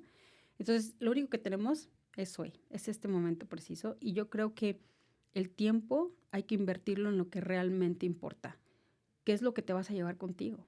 ¿Okay? Una de las cosas que me queda muy claras, que yo sé que habrá muchas personas que estén en desacuerdo conmigo, es que las personas que se van físicamente, pero su energía, su espíritu, ahí sigue, ahí están. Y nosotros lo hemos sabido con mi marido, con mis hijas, porque de una u otra manera siempre nos hace saber que ahí está.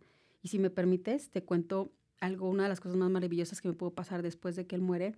Nosotros tomamos la determinación de hacer ese viaje que nunca pudimos hacer porque siempre estábamos ocupados trabajando. Entonces, cuando él muere, dije, y que yo entro ya en esa etapa de, sabes que me voy a dar este espacio, nos fuimos a recorrer los lugares que dijimos que íbamos a hacer con él. ujú. Y fuimos a la Ciudad de México. Y la niña se me enfermó en la Ciudad de México. Yo no sé de qué manera y por qué mi nena a los 7 años y después de que papá muere, ella me dijo que él regresaba y la visitaba en un pajarito y en una mariposa. Ujú, Entonces, cuando nosotros vamos a la Ciudad de México, que se me enferma ahí en el Zócalo, en pleno Zócalo de la Ciudad de México, la niña empieza a vomitar y se siente mal y está llore y llore y yo pues, no sabía qué hacer. La vamos cargando Y justo cuando la levanto, hermosa, una mariposa de este tamañote, en la Ciudad de México, o sea, en el Zócalo donde no hay nada, yo creo que ni flores había. Y mi hija me dice, mira. Y yo volteo y me dice, papi. Y, o sea, obviamente te quedas con aquel sentimiento y yo, sí, mi amor, es papi, porque te está cuidando, todo va a estar bien, te quiere decir que todo está bien. Y mi hija, la mayor, hace así y llega la mariposa y se le para aquí. O sea, y la tengo grabada, porque Mm. lo cuento, yo creo que la gente no me cree, la mariposa llega y se le planta aquí. Entonces, son esas cositas que dices, aquí sigues, aquí estás, sé que de una u otra manera nos estás guiando, te podemos sentir. Y nosotros pasamos mucho tiempo con mi marido, porque hasta eso, los sábados y domingos nosotros lo hicimos de ley en nuestra compañía, que sábado y domingo no se trabajaba. No matter what, la compañía no hace excepción. Tú te vas con tu familia, o sea, como empleado, nosotros nos vamos con nuestra familia para poder estar bien entre semana. Y siempre hacíamos mucho, los fines de semana la pasábamos aquí y allá como familia. Y aún así, siento que se puede hacer más. Ujú. O sea, aún así siento que le dedicábamos desde las 5 de la mañana hasta las 9 de la noche al trabajo y siento que pudimos haber pasado más tiempo como pareja. Siento que pudimos haber pasado, con las niñas pasábamos mucho tiempo, pero a lo mejor él y yo como Ujú. parejas. Hubieron cosas que haría de una manera diferente. Ujú. Es que la vida no es el trabajo, Mavi, y No, desafortunadamente esa es la realidad de muchas personas, especialmente en este país, sí. que vivimos trabajando, ¿verdad? Y mientras vivimos trabajando, nuestra vida se va. Nuestros hijos crecen, como pareja nos hacemos más grandes, ya no tenemos las mismas energías, ¿verdad? Y como tú dices, la importancia en enfocarnos en vivir nuestra vida ahorita, en el momento, en el presente, disfrutar de lo que tenemos y ver el trabajo con equilibrio. Ahora, yo estoy convencida de que existe un creador que se interesa por nosotros y que le duele vernos sufrir. Y creo que Él se manifiesta en nuestra vida de muchas maneras. Honestamente, yo creo que Él tiene a nuestros seres queridos en ese lugar seguro donde no están sufriendo y yo tengo la esperanza de que algún día podemos volverlos a ver. Así que te comparto eso, Mavi. Ahora, me gustaría que le dieras un consejo a todas esas personas emprendedoras que tal vez tienen un negocio propio o trabajan por su cuenta y tal vez en este momento están atravesando por momentos difíciles, ya sea en el trabajo o en su vida personal. ¿Qué les dirías? Primeramente priorizar. O sea, yo creo que ponerle atención a tu vida, detenerte un poco, detenerte porque como lo decías tú, vivimos una vida tan rápido que ni siquiera le tomamos sabor a nada. Ujú. O sea, si estás ahorita con tu taza de café, ¿qué es lo que estás haciendo? ¿Estás trabajando? No sabes, no le tomas ni el sabor a la taza de café. O sea, estamos viviendo en esa, ¿cómo se dice? En esa, ¿cómo es que le llaman? Como en esa carrera de la vida tan rápida que no aprovechas el instante. Entonces yo te diría, detente un poco, detente un poco porque nada va a pasar si tú te tomas un tiempo para priorizar las cosas que realmente valen la pena. ¿Qué son las cosas que realmente valen la pena?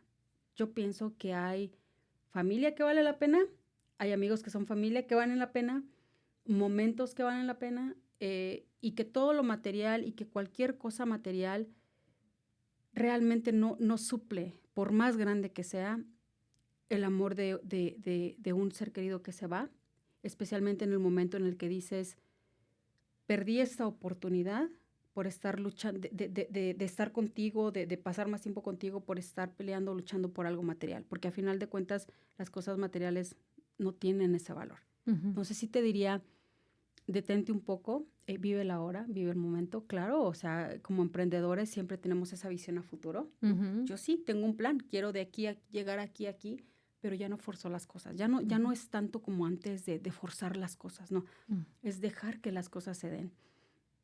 Se va a oír muy trillado, porque mucha gente lo dice, la frase de deja las cosas en manos de Dios.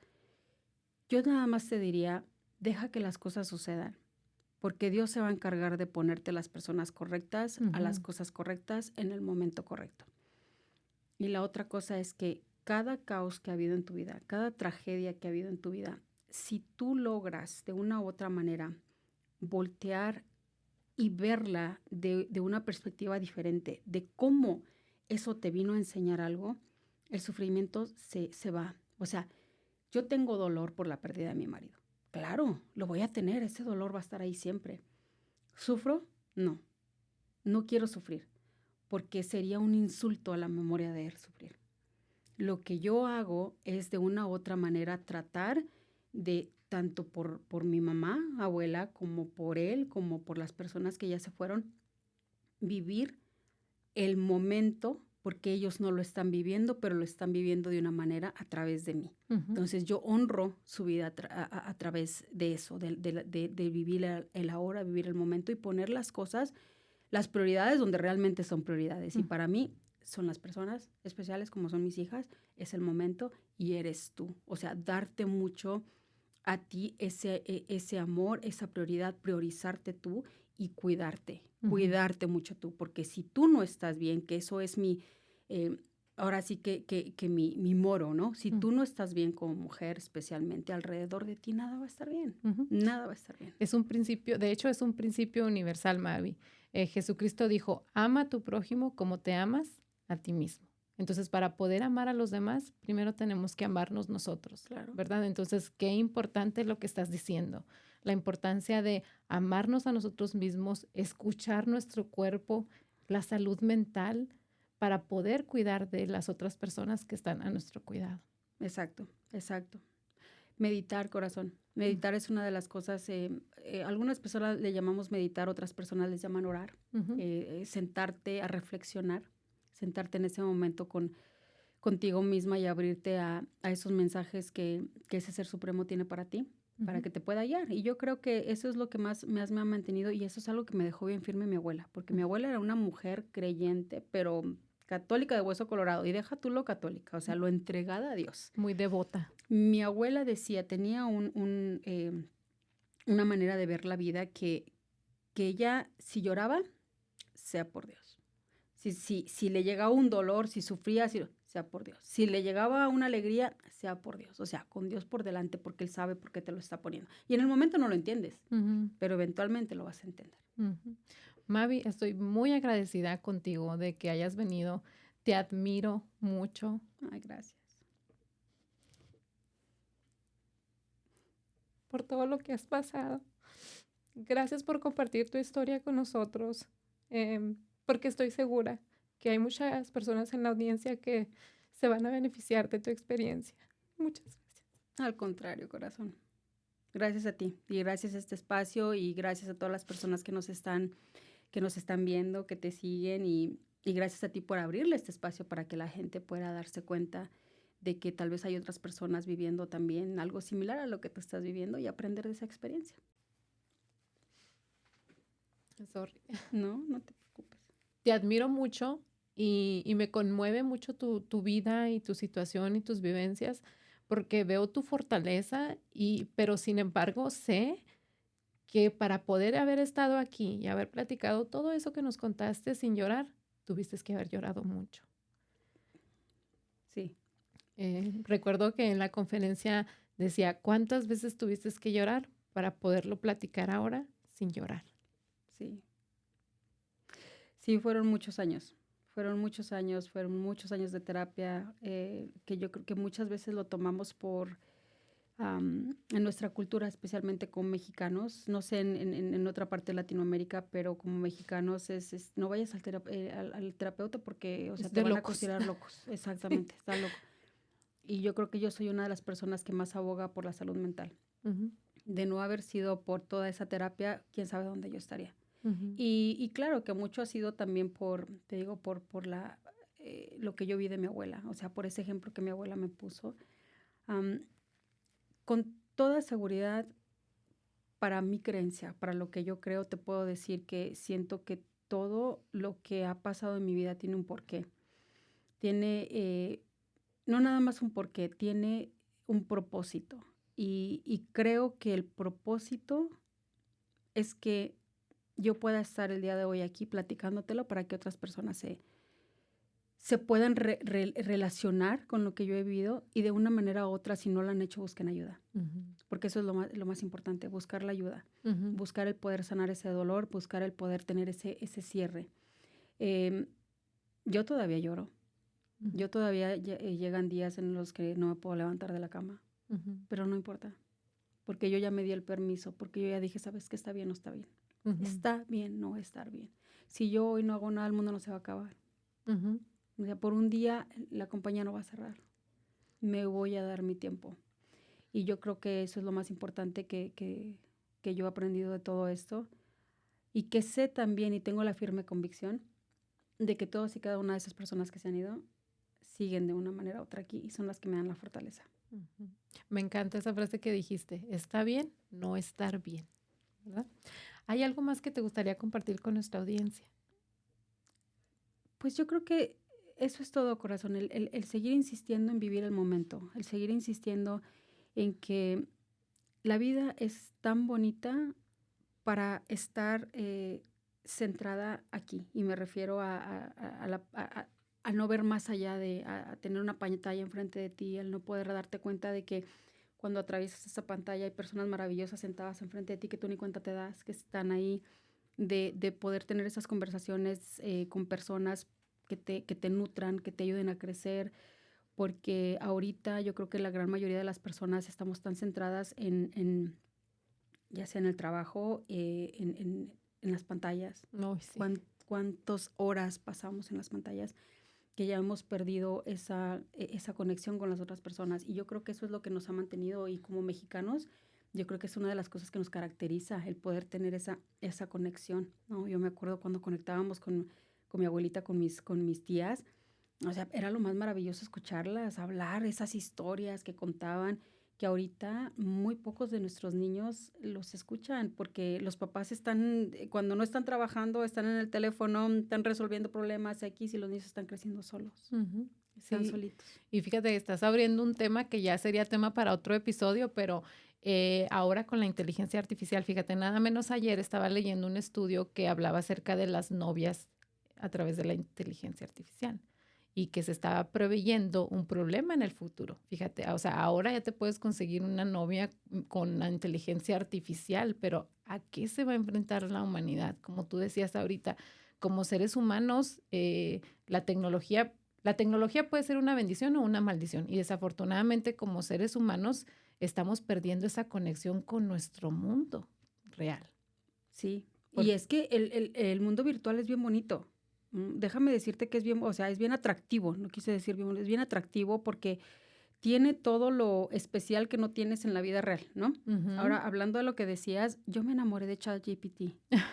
Te lo juro, te lo juro, porque yo podía tener una conversación completa con ChatGPT y me trataba tan bonito Sí. hasta que sí empecé a ver el dónde podría yo, y no nada más yo, ¿no? O sea, cualquier persona poder caer en ese engaño. O Ujú. también cuántas veces nos ha pasado de que hay, no sé si tú sabes esto, creo que sí, el porcentaje de divorcios a partir de las redes sociales, o sea, es increíble. Ujú. Pero ¿qué es lo que pasa? Tú abres tu Facebook y te das cuenta que tienes 5,000 personas ahí. De esas 5,000 personas, eres una mujer guapa. Por lo consiguiente, me imagino que ha de haber 20,000 hombres escribiéndote. No digo que tú contestes o no, pero hay un montón de hombres escribiéndote. A tu marido le va a pasar lo mismo. O sea, a mí me pasa lo mismo, un montón. ¿Por qué? Porque estás atrás de una pantalla y la persona que te está escribiendo, pues agarra valor, porque pues, ¿qué va a pasar? Si estás atrás de una pantalla, ¿no? Al ratito borro todo y no pasó nada, ¿no? Ujú. Y la persona que recibe, bueno, tú sientes que, wow, imagínate, son tantas las personas que están. Eso es el mayor engaño, porque a final de cuentas no hay nadie.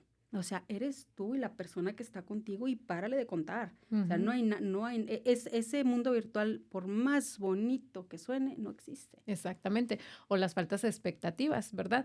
Que empiezas a ver, ay, las mujeres con su ramo buchón y que el esposo le regaló esto y que el esposo esto, pero tú no estás viendo que tal vez ese esposo es un ogro, ¿verdad? Y luego ves el que tienes en casa y ya no lo aprecias igual porque tienes una expectativa no realista de lo que es, como ahorita comentabas al principio, o sea, el matrimonio son altas y bajas, ¿verdad? Pero Ujú, es parte de, están ujú, construyendo una relación juntos. exacto. Así que pues qué importante estar conectados con nuestro mundo ahora y disfrutar de la hora y apreciar todas esas cosas tan maravillosas como el amanecer o tomarte una tacita de café. ¿verdad? Sí, sí, sí, sí, el que huela así bien rico, el disfrutarlo, el decir, ay, darte esos 5 minutos para tomarte tu café y olerlo y tocarlo, porque estás utilizando aparte todos tus sentidos. O sea, estás Exacto, ahí con todos tus sentidos. Y si es al lado de tu pareja, mucho mejor. Yo sí. creo que el recuerdo más bonito que tengo de mi marido es que, y que todas las mañanas, y hasta hace poco todavía lo esperaba, es que yo estaba en mi cama y él venía con subiendo las escaleras con sus 2 vasos de café, ¿no? Subiendo las escaleras, ten amor. Y siempre, o sea, era todas las mañanas. Y ahorita me despierto y digo, ay, una taza de café. O sea, porque siempre nos tomamos el café juntos. Ujú, Entonces, las personas que lo tienen a veces no lo aprovechan, ujú, ¿no? O sea, tú tienes a tu pareja, aprovéchalo. ujú, Y ese tiempo que no se dan, váyanse. O sea, por el hecho de que dejes unas horas a tus hijos, no les va a afectar a tus hijos. Al contrario, te va a fortalecer a ti como pareja. Y cuando vienen, ya vienen los dos con otra perspectiva y hasta felices de la vida porque estuvieron solos, porque pudieron tener un momento solos. Ya ves a los niños diferente y los niños se dan cuenta. ujú. Esa felicidad que emana de cuando ustedes están solos se transmite a tus hijos. Entonces, si yo pudiera volver a vivir una vida con mi marido, yo creo que sería de las cosas que haría. Que Ujú, aunque nosotros pasamos mucho tiempo como familia, me dedicaría más a pasar tiempo más como pareja. ujú. Sí, y es que a veces cuando tenemos hijos nos olvidamos de cultivar esa relación como pareja porque nos enfocamos tanto en los hijos y a muchas parejas les pasa, por eso llega la crisis de los 50, ¿no? Porque se dedicaron toda una vida a criar a sus hijos y toda la atención fue en sus hijos, que a la hora que sus hijos se van y empiezan a hacer su vida, se dan cuenta que ya no tienen nada en común porque no cultivaron esa relación. Exacto, Y desafortunadamente por eso muchas parejas terminan en divorcio. Entonces los hijos son solamente una etapa del matrimonio, pero no son el matrimonio en sí. exacto. Muchas gracias, Mavi. Al contrario, corazón, gracias por abrirme tu espacio. Nuevamente te vuelvo a reiterar lo agradecida que estoy contigo de que hayas abierto tu corazón con nosotros y que hayas compartido toda esta información tan valiosa para nuestra audiencia y para nosotros. Gracias, Mavi. Gracias a ti. Y a toda nuestra audiencia, recuerden que la semana que entra vamos a tener una entrevista así de inspiradora aquí en el Café Taxo de Y tú también puedes.